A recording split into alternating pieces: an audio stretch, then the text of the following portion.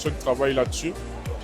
Dans un futur très proche, le pays sera doté d'un annuaire. Voilà. Alors, c'est un travail de codification dans un instrument unique de toutes les potentialités du pays en termes de ressources naturelles du sol et du sous-sol, renouvelables et non renouvelables. Et donc, dans un instrument unique, le pays, parce que pour mieux aménager, il faut savoir ce que nous disposons en termes de ressources.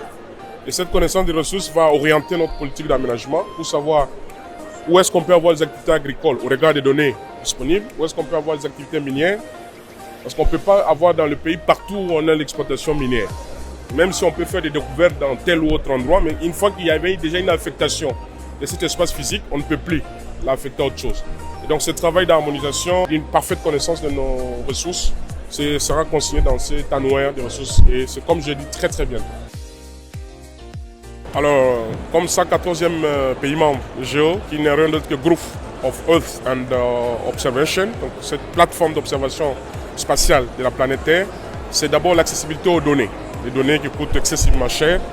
Nous allons avoir, dans le cadre de la politique d'orientation en termes d'aménagement, quand on a par exemple un projet d'agriculture dans le Maindombe, par exemple, donc GEO, au travers des satellites, parce que cette organisation dispose de satellites qui observent de manière permanente la planète Terre, peut nous aider à dire voilà, pour ce qui est de Maindombe, voilà les données géophysiques, données spatiales disponibles pour orienter aussi nos politiques publiques. Donc nous sommes très très contents et c'est de façon gratuite, à part des cotisations qu'on va payer annuellement, mais ces données, nous allons avoir accès à ça. Ce sont les mêmes données qu'utilisent la NASA, les grandes agences d'observation spatiale. C'est un grand jour et nous sommes en train de travailler pour installer ce qu'on appelle GEO RDC, qui va être l'entité de GEO mais au niveau de la RDC.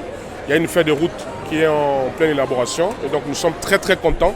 Et ça, pour une fois, c'était en exécution des instructions du chef de l'État qui avait demandé lors du 25e et 42e réunion du Conseil des ministres que nos sectoriels concernés puissent s'activer pour rendre effective cette adhésion. Et voilà que cette volonté du chef de l'État s'est matérialisée.